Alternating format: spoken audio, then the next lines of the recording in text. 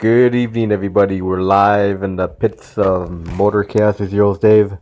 I got line special guest, the altar driver Don Wilcox. How you doing, Don? Doing well, Dave. Thank you. So have you been out with the altar yet this year? Yeah, we have. We went, I think, 2 weeks ago, I think we participated in one of the OFA races at Mocan Dragway down near Joplin and Joplin, Missouri. And then we had it out one more time trying to test with it. We changed a bunch of stuff, so we're kind of trying to get it lined out. So how'd she run? Not as well as we'd hoped, but we're still working on it. We changed superchargers, went from a 1071 to a 1471, and then we took our end early bug catcher off and went with an old school barn door setup that End Early used to make like 100 years ago. And anyway, we're trying it out, seeing if we can make that injection setup work. So we got a little more work to do with it, but we haven't given up yet. So we'll get it figured out, get her going better. Now, how many events did you run last year? Last year, I think we usually do about 4, 5, 6, depending on schedule we run with the Central State Superchargers here in the Midwest, and depending on how many events they have, then that has something to do with it. We go to Eddyville every year for the World Field Altered Nationals, which is actually that's my favorite track and about my favorite race to go to be honest with you. So we do that also. We do a few match races every now and then too. Now, how'd you guys do last year? How'd we do last year? Well, we didn't have our best year. We got kind of snake bit when we broke we had a transmission break on us twice, and front pump, crazy thing in the power glide. But we've got that issue cured too.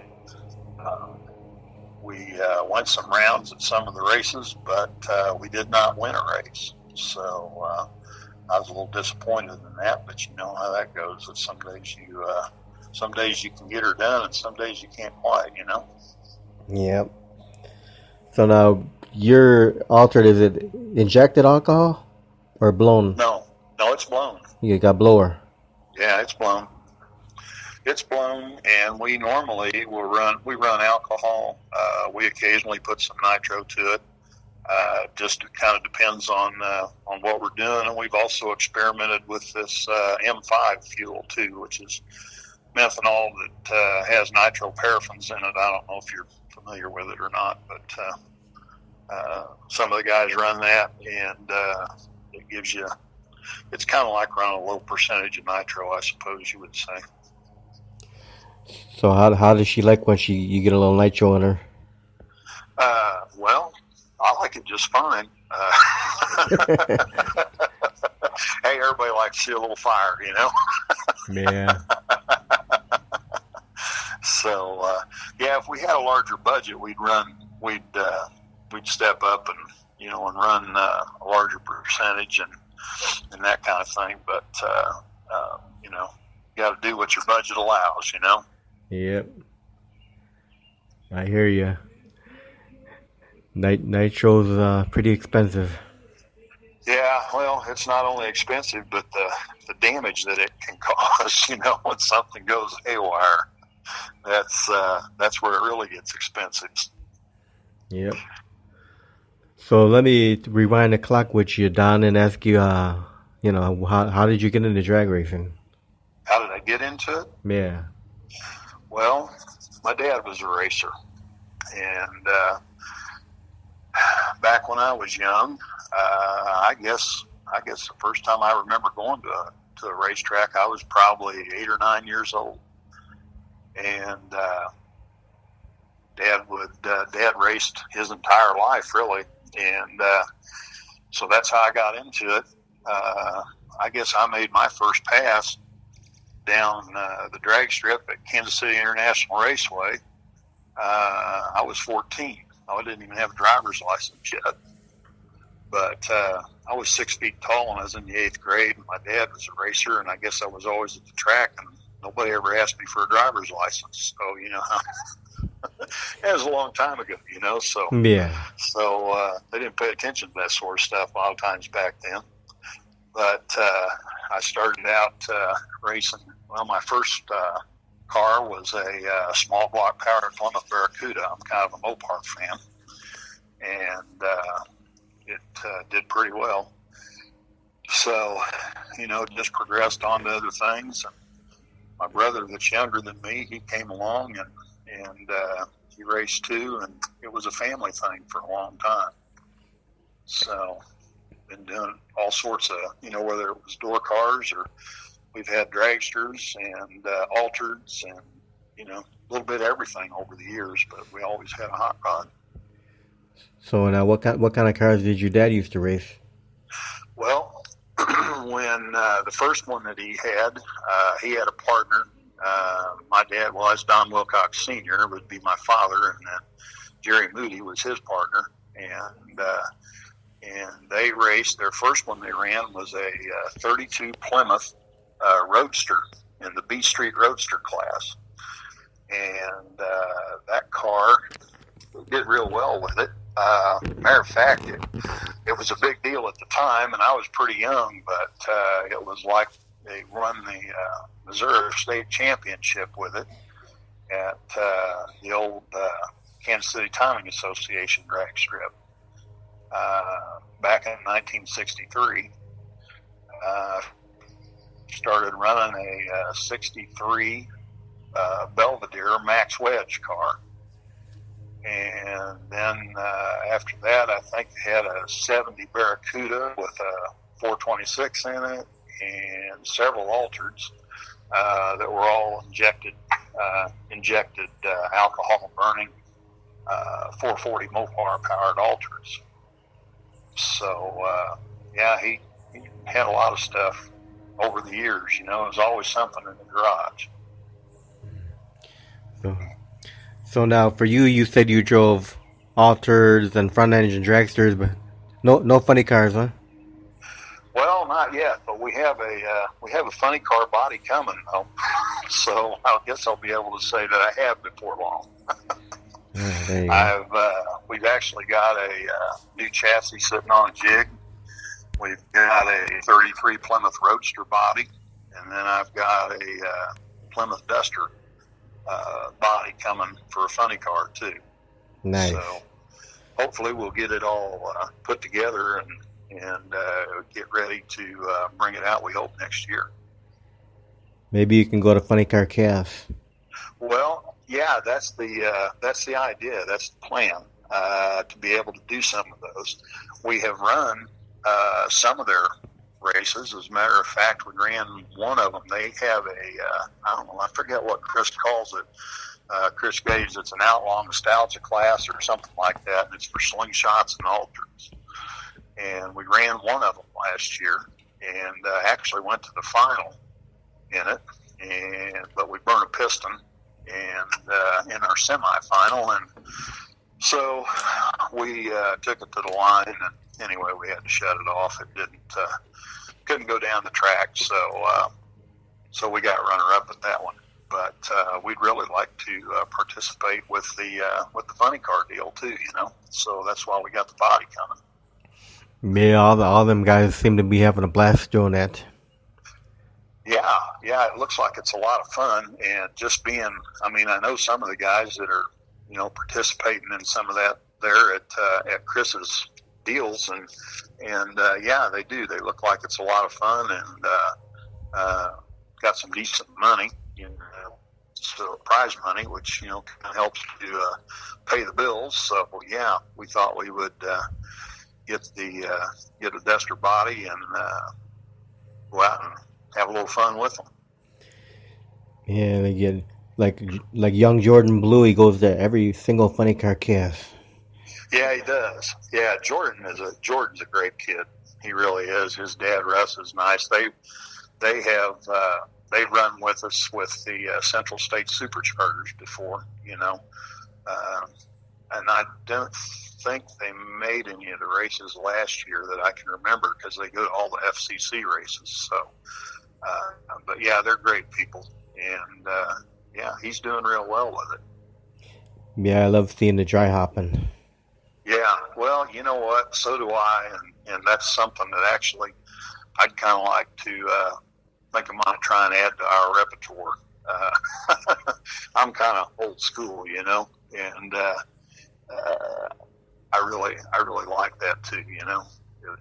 It's pretty neat to see that kind of stuff. Yeah, we got a big like nostalgia event going on over by where I live this weekend, Friday and Saturday. It's I think like 1960s. A lot of the cars. Yeah. I know the people coming in from like 22 different states are coming in over here in Where's that at? Great Lakes Dragway in Wisconsin, Union Grove. Oh, okay, Union Grove. Yeah, I've never been up there. Yeah, there's like it's guys it's from famous though. It's been around forever. Oh Union yeah, Grove, I mean, legendary drag strip. Yeah. You betcha. I'd love to go there sometime. Yeah, there's guys coming all the way from California coming out. Oh, that's cool. It's called out of sight drags. That's what they're calling the event. I see. Yeah, that sounds like it's a neat one. I think they're gonna have they're having a cackle fest at 3:00 and 9:00 both days. Get to see that nitro burning. Nothing like it. Oh yeah. Love the sound, love the smell, love the fire. Nothing like it. Nothing like getting those eyes watered up. Yeah, that's for sure. Yeah. So now with the Show Me Thunder, what year did you start running that? The Show Me Thunder car, we started in 2014. We had been actually purchased it from a gentleman down in Texas. He'd been running it with was it Blown Fuel, Texas Blown Fuel Association or something like that, I think was the name of it. I think it may have folded now, their association. But anyway, we bought it and basically brought it home. And my partner, David Gramlich, he has just rebuilt the whole thing, basically. The chassis is all different. And it's actually a much nicer car than what it was when we got it. It's a really nice car now. And so, yeah, he's worked wonders with it.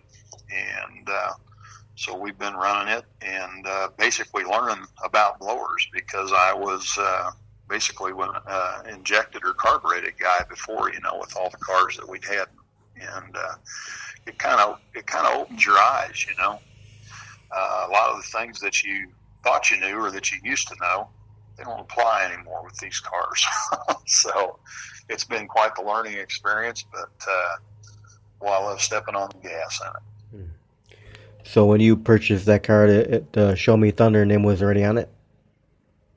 Was it what? The Show Me Thunder name was already on the altar? No, it wasn't. I don't remember that he even had a name on it, to be honest with you. No, the Show Me Thunder was a name that we actually came up with. Basically, I'm in Missouri. We live in Missouri, and Missouri is a show me state for anybody that's not aware of it.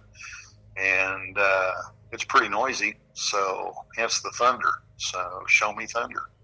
That's what we came up with. That's pretty neat. Yeah, I don't know. We were trying to think of a good name for it because that's one of the things I really love about nostalgia racing, is that the cars all have names and they have a little personality to them, a little more colorful, you might say, than some of the, all the corporate cars, that you see at the big show races. Right. I think drag racing was more fun, really, back in the 60s and 70s and 80s. than it is now for a lot of people. A lot of people now, it's just it's a job, and there's millions of dollars being thrown around by all the professional race teams, and it's well, I'll put it this way. One of my guys that helps us out, Keenan Moody with Moody's Hot Rod Shop. His dad, Jerry, I mentioned him a while ago, was my dad's partner for many years, and he was going to have a professional racer. He was a mutual friend, and he wanted him to take a picture with his Moody's Hot Rod shirt on, and he couldn't do it, with his shirt because he was under contract with his sponsors, that kind of thing. And I mean, I guess it's fine for corporate America to do that, but at the same time, it takes away a little bit of the personal touch kind of thing, I think, So I kind of like it, doing the nostalgia stuff. Yeah, those were the good old days, man. Yeah. And in a way, we're still doing that, So. Yeah, we're still doing it. Like when my dad started taking me to track, I was 4 or 5 years old, somewhere around there, and I got to see Snake and Mongoose and all those guys. Oh yeah, yeah. My dad was he was a Southern California boy, where he was born and raised. Well, he actually wasn't born; he was born in New York, but he moved there and was raised in SoCal in Riverside, California. And in 1967, when I was a rather young lad, he took me to the Winter Nationals, actually. Got out of school we flew out on Thursday night and went to the races on Friday, Saturday, and Sunday, and then flew back to Kansas City on Monday night, 4-day weekend in February. And I came home with a sunburn and supposed to be sick and all that, from school. But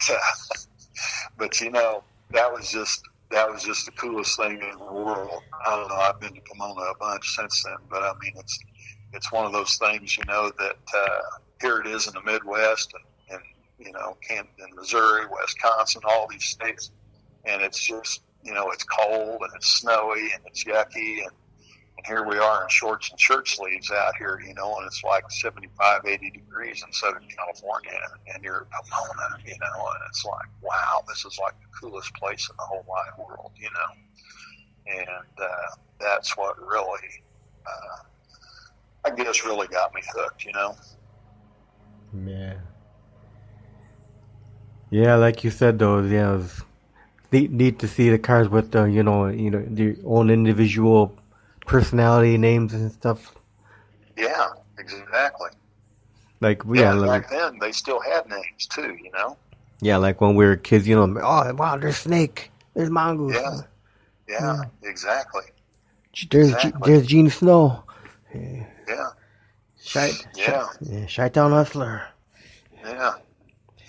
My partner David used to work for Gene Snow on his Top Fuel car at one time. So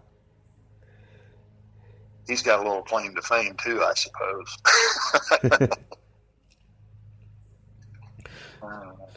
So after all these years, Don, what still keeps you passionate about drag racing? Well, several things. Number one, I still like driving. I just love stepping on the gas. It's just like the most awesome feeling in the world. Second, I think probably the personal relationships, that you develop with the other racers and the fans and that kind of thing. That's pretty awesome too. And probably the third thing is in my case at least, the multi-generational thing, of the different members of the family being involved in that kind of thing. And my oldest grandson has just turned 16 here a couple of weeks ago, racing as much as I do. And he wants to start, he helps in the pits on the car and that kind of thing. And he wants to start, driving. So, he's not going to get in the altar or anything like that, but I'm going to find car that we can get, put him in, maybe a 13-second quarter-mile thing, for starters, and let him work his way up, Yeah. And I don't know, it's pretty neat to see it passed on. I learned it from my dad, and it went from me to my son. My son actually isn't doing it now. He decided he liked flying airplanes better than he liked racing cars. But he flies airplanes for a living, and actually works for a pretty famous drag racer, a guy by the name of Connie Coletta. So he's a 747 captain for Coletta Air. So he doesn't have time to do much racing, He's busy flying around the world hauling freight for Connie. But now Bryson's jumped in there, and my grandson, Bryson Crandall, and so that'll be my next project, And that's what keeps me going. So, what do you enjoy most about being a drag racer? What most about it? Yeah. Probably the driving of the car. There's something that, anybody that's been on a drag strip and anybody that's ever competed in any kind of sport, whether you played baseball or football or whatever it was when you were growing up, that kind of thing. There's a competition thing to it, the me versus him kind of thing, And I take great pride in trying to cut good lights every time. Just the staging process and the whole thing, and doing it right, doing it consistently, doing it the same every time, and then the rush that you get when the tree flashes and away you go, and it pins you back in the car and that kind of thing, and it's just like, Ohio silver away, let's go. Yeah. I love it. I love it. So, what do you hate most about being a drag racer? The hate? Yeah, what do you hate? Probably the thing that I hate the most, as I've aged anyway, is probably putting on a 20 fire suit when it's 95 or 100 degrees out. Yeah. Which when we were running with the OFA police, that's what it was. So it was like 95. I don't know what the humidity was, but it was high. And it was hot. So that's probably the thing I hate the most. But once you get the car lit up and you make your pass, and then you can get out quick. But that's probably the thing that I kind of dread is, oh, it's hot. I got to put the fire suit on, So. No, if you were able to change anything about the sport of drag racing, what would you change? Well, about the sport itself. Yeah. Does it apply to everybody, you mean? Like a rule change or something? Yeah. Well, I don't know. I suppose that I would like to see number one, see them go back to quarter mile, for nitro cars and funny cars and all that kind of, all the big show stuff. And I kind of, some people may think I'm nuts, but I wouldn't mind seeing them going back to one mag and smaller fuel pumps, and I like cars that look like the cars, and like the funny cars now, they all look the same. Yeah. It's kind of like NASCAR, they got like one body and they paint grills on it, or I think they're still doing that. They were. And, I've been out to the March meet a couple of times. That's on my bucket list. I haven't got to race there yet, but I have been times, and it's like the coolest thing on planet Earth.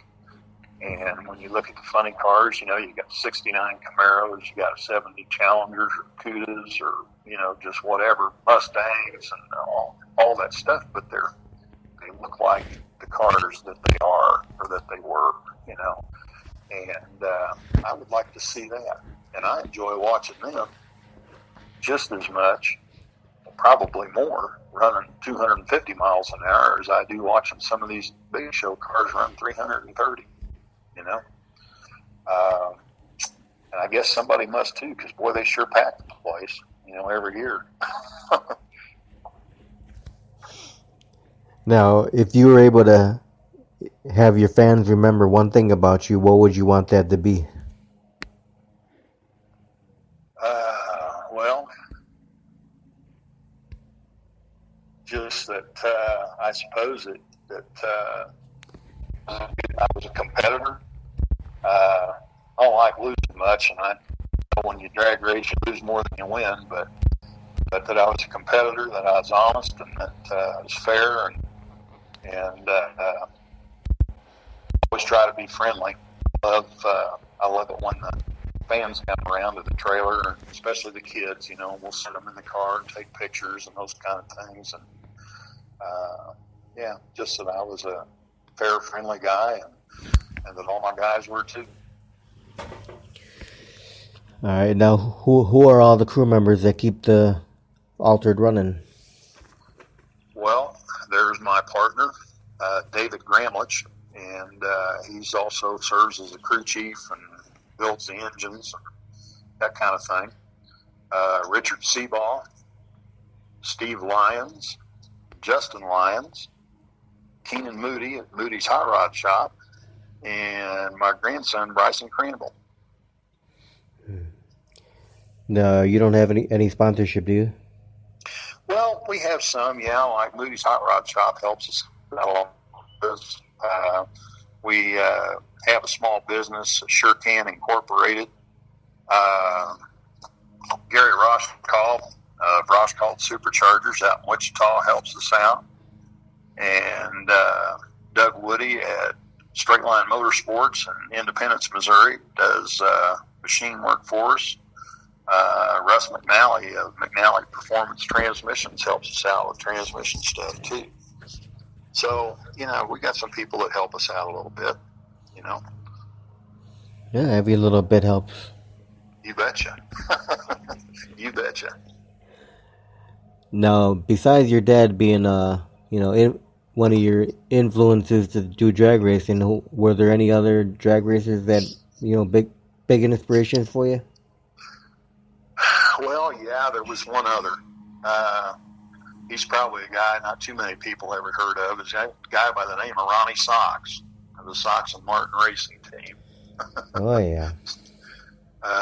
Obviously tongue-in-cheek there, that remark. But no, Ronnie Sox was, after my dad, was kind of my racing hero when I was growing up. Again, being a Mopar fan, the late 60s and early 70s it was a pretty good time to be a Moparian, and you had Sox and Martin and Dick Landy and some of those guys that were just tearing everybody up. And of course, you had guys like the Snake and the Goose and all of them that were running Chrysler Hemis and Top Fuel and, numerous ones in the funny cars. NASCAR, not that I'm a huge NASCAR fan, I'm just casual at best, but Richard Petty, he was the man back in those days too. And anybody that there were a lot of Chryslers that were winning it, but Ronnie Sox was probably my favorite, and got to meet him a couple of times, and he was a pretty cool dude. And when you would sit around, I don't know if you've done this, but you got your car buddies and you all show up at the car wash, and of course you got to throw insults at each other's cars, that my Chevy's faster than your Ford or whatever the case may be. And I just quoted all the latest, winnings of Ronnie Sox to everybody, and they couldn't argue with it, so it got to where my friends started calling me Donnie Sox. So, but yeah, he was an influence too. Wow. So now, if you weren't doing drag racing, would you have any idea what you'd be doing in your life now? Well, I don't know. For Entertainment, I suppose. I like a lot of things. I have a Harley. I like to ride when I get time. I love baseball, and I am an absolutely huge Kansas City Chiefs football fan. So, we spend a lot of time with that. Spend a lot of time with the family. And also like to, my oldest grandson that participates at the racetrack with us, he plays football in high school, and his brother plays baseball. So we do a lot of that, all that stuff now, So we stay pretty busy. And, just anything sports and competition, I'm a big fan. And, the other thing, too, is that as far as working goes, I've retired now. And so my wife and I go spend the winters in Scottsdale, Arizona, too. And that's a lot of fun, too. Tons of things to do out there that you can't do back here in the Midwest when it's cold out, All right, now going back to when you first started drag racing, Don, what was your first time experience like going down a drag strip? My first experience? Yeah, your first time ever going down a drag strip. How was that for you? Well, it was a lot of fun. I was pretty pumped up. I mean, the car that I had wasn't extremely fast. It was a 273 powered Barracuda, and it only ran, on the first pass, I think it was a 16-second quarter mile. It was pretty slow. And anyway, we did a little of this, a little of that to it, and eventually we got her down the low 15s in stock trim, and it was pretty neat because I thought I think I was running about 90 miles an hour, and of course I thought I was like running 200. It kind of felt like it, and obviously it wasn't, but that's kind of your first impression, especially when you're real young. And I ended up winning my class that day, and so I was pretty happy. I came home with the trophy, and of course I had to put it on the hood and take a picture out in the driveway, Yeah. It was a lot of fun, and I thought, man, I can't get enough of this. Now, how was your first time experience going on a track, like in the dragster? Well, that's an interesting story too. The first time I actually drove a dragster was a Slingshot, and my dad and I bought it.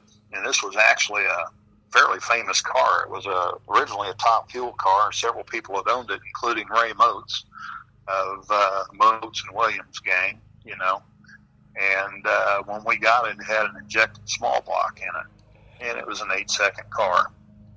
And this was in the 1980s, about 1985, I believe it was. And Chris Ricketts, who was a good family friend, he used to run Top Alcohol dragsters and so forth. And he was telling me what to expect and, how to do it and all that. And so anyway, he told me I never used a parachute, by the way. And so he told me to don't let off of it. He says, you got to drive into the chute. He says, don't let off of it until you feel the chute hit. So I said, well, okay, so how will I know when the chute hits? And he says, oh, trust me, you'll know. I said, all right. So I went out there and I went 155 miles an hour on my first pass, and with this thing. And as I crossed the finish line, I pulled the ripcord on the chute, and I didn't feel anything, so I didn't let off the gas. And then all of a sudden I realized that, man, I don't feel a parachute, but, this thing's eating up a lot of territory here. So I finally let off of it. I hit the brakes, and I did manage to get it stopped. And we were at Kansas City International Raceway, which had a pretty decent stopping area. But I went around the far turn all the way to the end at the return road, still probably doing 25 or 30 mile an hour, which in a Slingshot is going around the corner pretty fast, really. And so anyway, I'm sitting there and I'm thinking, man, I never felt that chute. It sure took a long ways to stop. And anyway, my dad gets down there. They come down to tow me back. And he's like, come up and he yells at me. And he says, why didn't you use that parachute? And I showed him the handle in my hand, and I said, I did. And he says, well, it didn't come out. And I thought, oh, no wonder it took so long to stop. So anyway, all was good. The parachute failed like 3 times in a row, so we got rid of it, got a new one, and after that, all was good.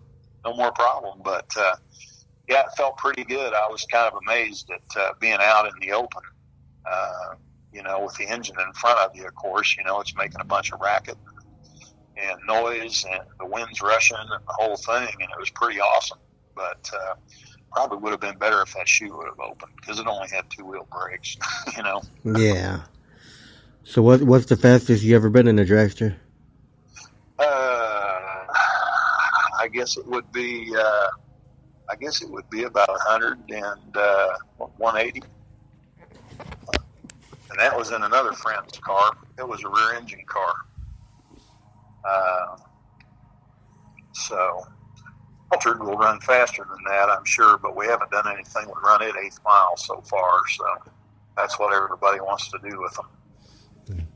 So I'm looking forward to putting it on the quarter. So what's the fastest Altered's been in 8th mile? In the 8th mile? Yeah. This one we've run 440 with it at 155 in the 8th.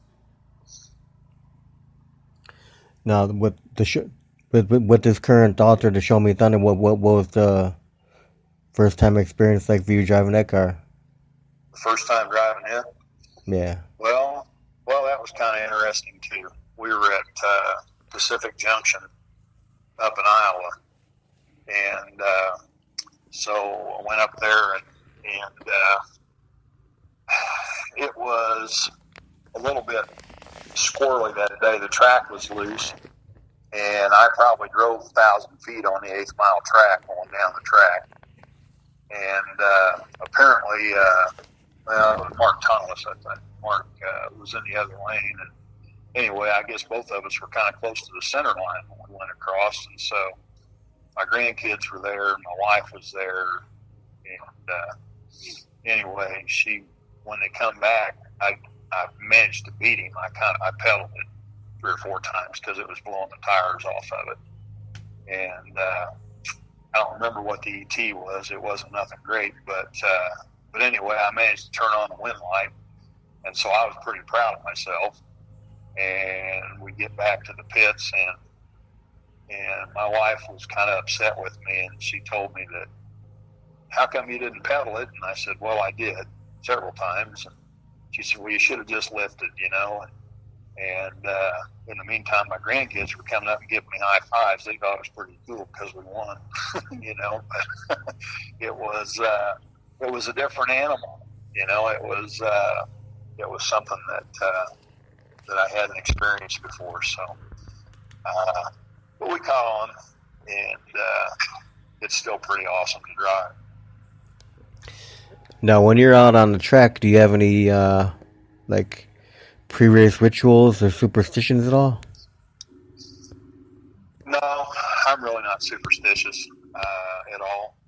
The only thing that I really do is I just try and do everything the same every pass. Just go for consistency. Done a lot of bracket racing and class racing in my time, and that's how you do well when you do that. So I just try and do everything the same every pass, But as far as actual, not changing my underwear or whatever that you hear from different people, no, I don't have anything like that at all. All right, now what's been one of your most embarrassing moments out on the track? Embarrassing moments? Yeah. Well, I would have to say that probably in that same dragster that I mentioned that the chute didn't open on. I did not. I was working on it, and I left it had a gear drive on the front of the motor, and I left the bolts loose. I snugged them up, but didn't tighten them, didn't torque them. And one of my buddies came by, and we decided to go get something to eat, And so we did. And when we come back, I forgot to tighten those things up. And anyway, went up there, did a burnout, started down the track, and started blowing all the oil out of it. And hung on to it, lifted, of course, but bounced it off the guardrail. And when I realized not only what had happened, but why it happened, because I, did something that was, well, let's just say it was stupid, And so I was pretty embarrassed about that. Yeah. Now, what would you consider to be the fondest memory of your drag racing career so far? The fondest memory? Wow. I don't know. I've not really thought about that much. I've had several, I suppose.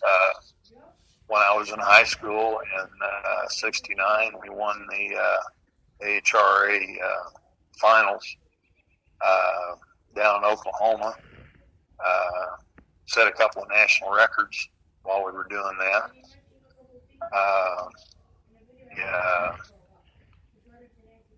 I suppose in 2016 we won the CSS Points Championship for the year. And also made it to the final at the World Fuel Alder Nationals, where I ended up losing by 37 ten-thousandths of a second to my good friend Bill Seals in the sudden death car. It was a disappointment, but the competition's pretty tough up there, so just to get to the final was a pretty good feat for us. And that's another bucket list thing. I want to win that race. So we'll keep trying until we do. Now, would you consider a lot of those memories you were just talking about, would you consider those to be milestones too? Well, yeah, you might say that.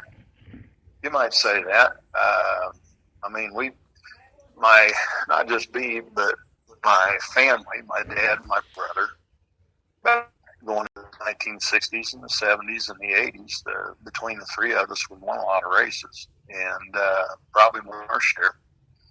And, it's one of those things that I know you can't win all the time, but, we all try to whenever we go there. That's the idea. And yeah, so yeah, they're milestones. Just, some of the bigger deals, the bigger races. I mean, it's harder to win a race now than it was back then by a long shot, because everything is, down to the thousandth of a second all the time, even in the cars that we're running now. I mean, the races are close. So yeah, I suppose you would. Okay, well, Don, I want to thank you very, very much for taking time to do this interview. Well, Dave, thank you very much. It's been my pleasure, and I sure appreciate the fact that you asked me. Oh, no problem. We'll do another one in the future. Okay. I look forward to that. You have any final words? See you at the racetrack. You want to thank anybody? Well, yeah, I'd like to thank my partner David Gramlich for everything that he does. All of our crew guys, Keenan Moody and Moody's Hot Rod Shop, and Gary Roshkoff, and all the guys that help us out. I mean, we can't do this without them. And my wife, our families. It's hard to do this now. It's harder than it used to be, but we still like it, and they let us do it. So yeah, absolutely. Thank you to all of them. Awesome. Well, thank you again for being on air, Don, and I wish you the best of luck with the rest of the year. Thanks so much, Dave. And you have a great night. Thanks. You too. Okay. Bye-bye. Bye-bye.